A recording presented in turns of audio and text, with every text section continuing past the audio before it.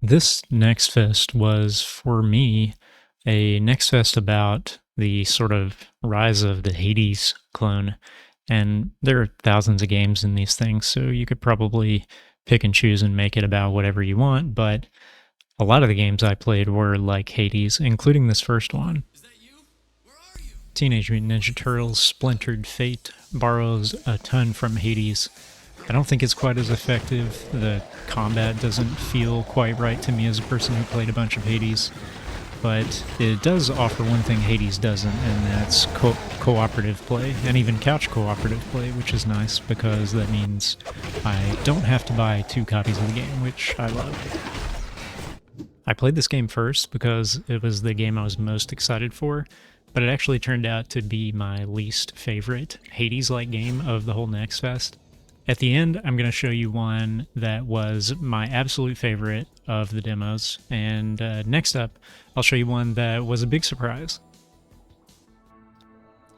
Bane is another one of these fluid top-down action games, but for a lot of times, Teenage Mutant Ninja Turtles had the feeling of the old 80s and 90s beat-em-ups where whether or not you won really came down to just kind of mashing the buttons, being in the right place at the right time, maybe dodging occasionally. This one feels more skillful, like Hades, and there are going to be a lot of comparisons in these two Hades, because how can you talk about this without talking about Hades?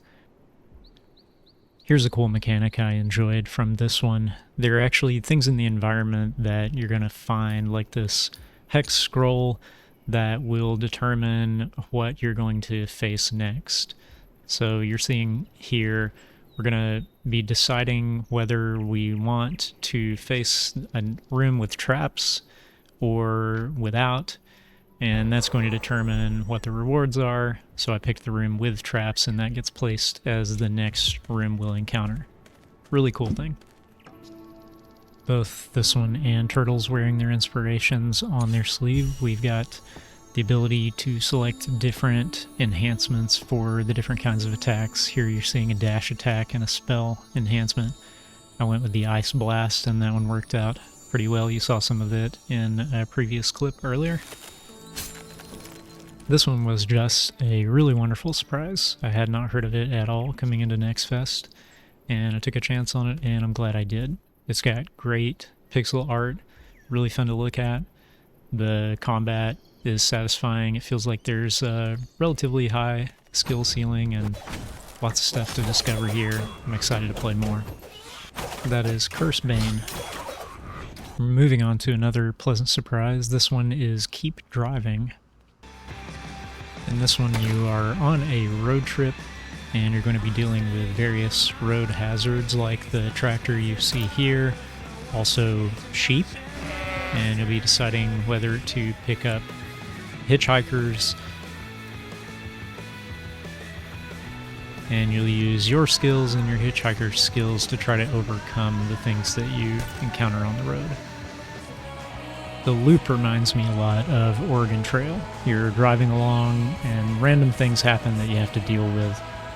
This could live or die on the strength of its soundtrack, and fortunately the soundtrack is incredible.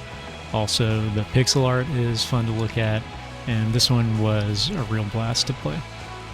Not everything in this Next Fest is a banger though, so let's move on to a couple of disappointments. Marry a Deep One Innsmouth Simulator promised to give me a tutorial that would introduce me to the controls and basic mechanics over the first 5 minutes. Now, I interpreted this to mean that over 5 minutes of game time, the tutorial was going to teach me everything I needed to know to play the game. But I think what they actually meant is that they had a tutorial that would give me the first 5 minutes of gameplay, teach me how to play the game the first 5 minutes of it, and then sort of dump me out on my own, because that's really what happened. It taught me how to marry a Deep One, which you might think, okay, game over, because that's the title of the game. But actually, no, there's a lot more going on in this game. But the tutorial in the state it's in right now does not really explain any of it that I could find. So after I married the deep one, I fumbled around for a little bit and figured out how to create a single spell, and then had no idea what to do next. I had a similar experience with Cyclopean, but I think this may be a feature, not a bug in this case. I really love the way Cyclopean looks with this old 80s computer monochrome and the dithering, but without fail, I would go into the dungeon, I would descend and see nothing but black. I assume you're supposed to have a torch or something, but I never found one of those, and I don't know how to get one. So basically all I did with Cyclopean was get killed a bunch and wish that I could go deeper into the dungeons. I played a couple of Souls-likes that were not quite there. This one is Chrono Sword. This one, as you can see, is a 2D isometric Souls-like. It didn't quite feel right. The lock-on didn't work the way I hoped it would. It just was slightly off. And then I also played Robots at Midnight, which I was very hopeful for because I like the fact that it pulls the Souls-like out of the grim, dark fantasy context. I like the more bubbly, lighthearted sci-fi setting, but it also didn't quite have the mouthfeel, if I can appropriate a phrase, that I was looking for. Legacy, Steel, and Sorcery. I promise it's not you, it's me. I don't really play multiplayer games with random strangers, and as soon as I saw this connecting pop up on the title screen, I raised an eyebrow, but I kept going until I saw this.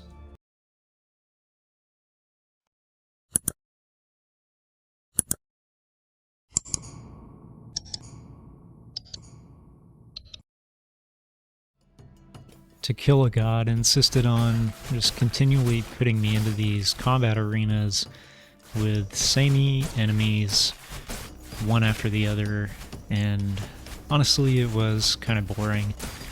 Not to mention that a lot of the art assets didn't seem like they belonged together. You've got pixelated characters and enemies and backgrounds, and then you've got a high resolution HUD, and you get this teleporter that pops up that doesn't look like it belongs with anything. I bounced off that one pretty quickly. I'm not sure if I broke Tower of Nod or if it broke me, but my understanding was that I was supposed to be placing these very Tetris-like blocks in such a way that I could later climb up them. Well, what the game didn't tell me is that in the meantime, there was lava coming up from below, finna kill me. So that went on for a little while, until the lava did, in fact, kill me.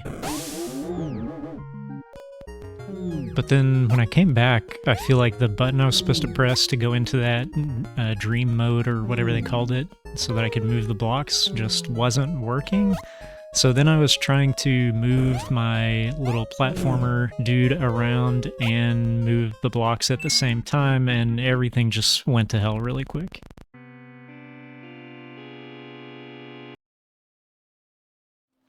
Trash Goblin looks like something that I could like someday, but so far the loop I experienced in the demo of get an order from a customer, find it in the correct bag, and then chisel it out of its little tomb, wipe it off with the sponge, and give it back to them for however much money they are willing to pay, wasn't very satisfying.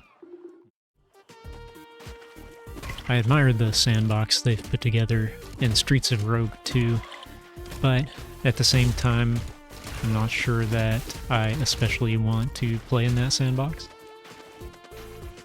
And with that, I can finally circle back to some games that I really did enjoy. Like Usual June.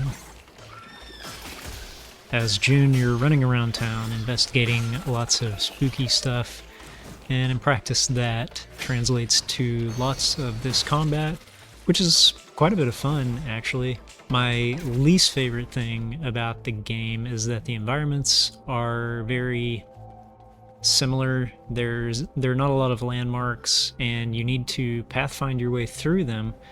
And those two facts put together can make things pretty frustrating because it's difficult to find where you need to go next sometimes. Once you get there, though, you'll probably have a good time. The presentation is pretty awesome. It has this neat low frame rate effect on the characters, although it kind of bugs me that it doesn't also apply that to their lips when you're getting close up and they're talking. That looks a little strange, but that's a relatively minor complaint.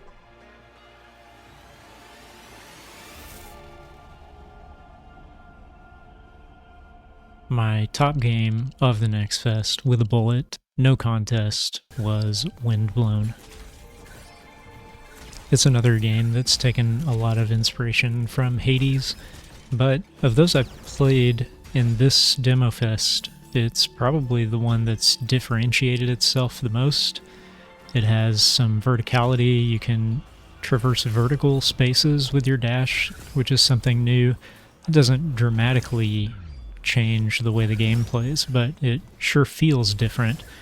And everything in this just feels the way it should. Kind of what you would expect from the people that made Dead Cells, which also had a great feel. Besides just feeling good, it feels fast all the time. It feels like you're speedrunning this game even when that's not your intention. The one complaint that I can think of is probably that the demo is very short and it will be over for you pretty quickly, but that just means you'll have an opportunity to play it a couple times. Everything is randomized and you'll be able to pick different weapons. You can pick different characters when you go through a second or third time, and gives us a lot to look forward to in a final release, whenever that's slated. I haven't looked into it, but I'm very much looking forward to it. Thanks for joining me, and I will see you in the next game.